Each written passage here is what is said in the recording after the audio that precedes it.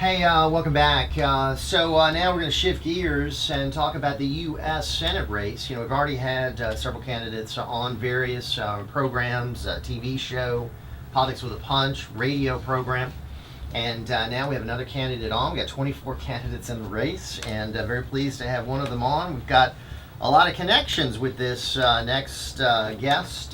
We both are on WLAE as a TV show there.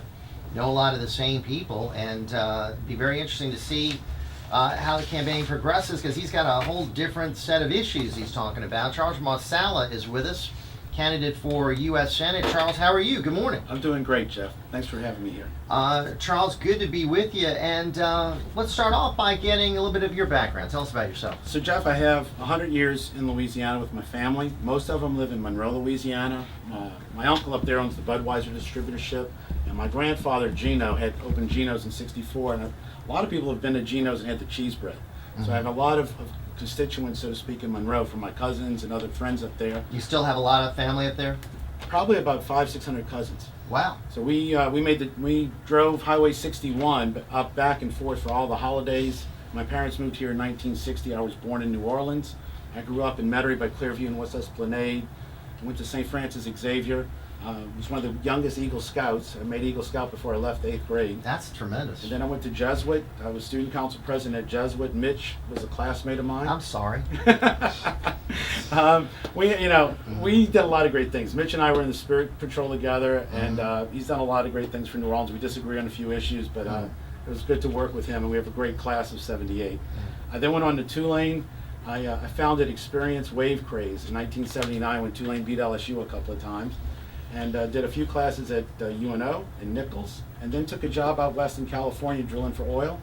Transferred into designing military bases, the mobility and repair facilities on the West Coast. In a strange way, I got into wildlife photography when I was going up to Alaska to do a lot of work, and then became on the art committee. Went from art committee, Park and Rec Commission, City Council, and Mayor of Atherton, California. Worked with Arnold out there for a while. Close with Christine Todd Whitman, who was head of the EPA, and I was Rudy Giuliani's driver when he'd be in the Bay Area. And then I came back to New Orleans a couple of years ago. When did you come back? Came back in 2012. And what brought you back? Yes, I have a huge family here, huge presence, and Jesuit, Tulane, St. Francis. I had signs up in one room of my house called "Do you know what it means to miss New Orleans?" And part of my success out there had been having Papa Noel's Cajun Christmas party and San Gennaro with the Mardi Gras twist events. So you came back home, and I guess you still have relatives here in the New Orleans area too. Yes, probably another reason to bring you back, friends, connections.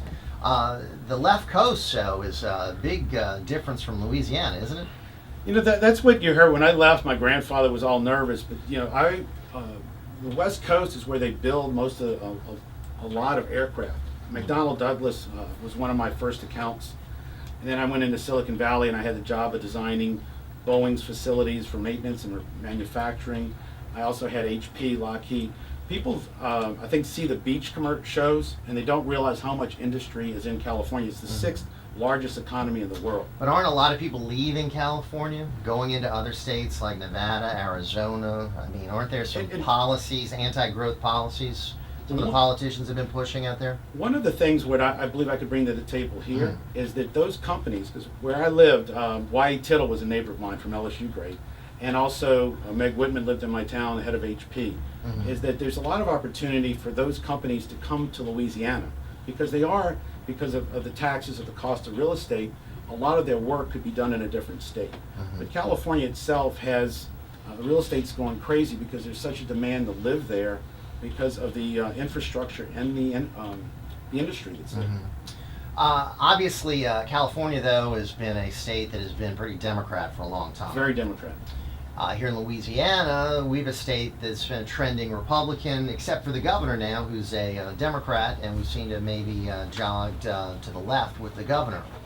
Although the Senate race, we'll see. We've got our outgoing De La Salle graduate, U.S. Senator David Vitter, and it's going to be wide open, and Jesuit graduate here, Charles Marsala, one of the ones trying to run. So are you running as a Democrat or Republican? Oh, I've been a Republican, and actually I was on 12 different Republican groups in the Bay Area. Mhm. What I found is that people didn't think the Republican Party had a There presence. are Republicans in the Bay Area.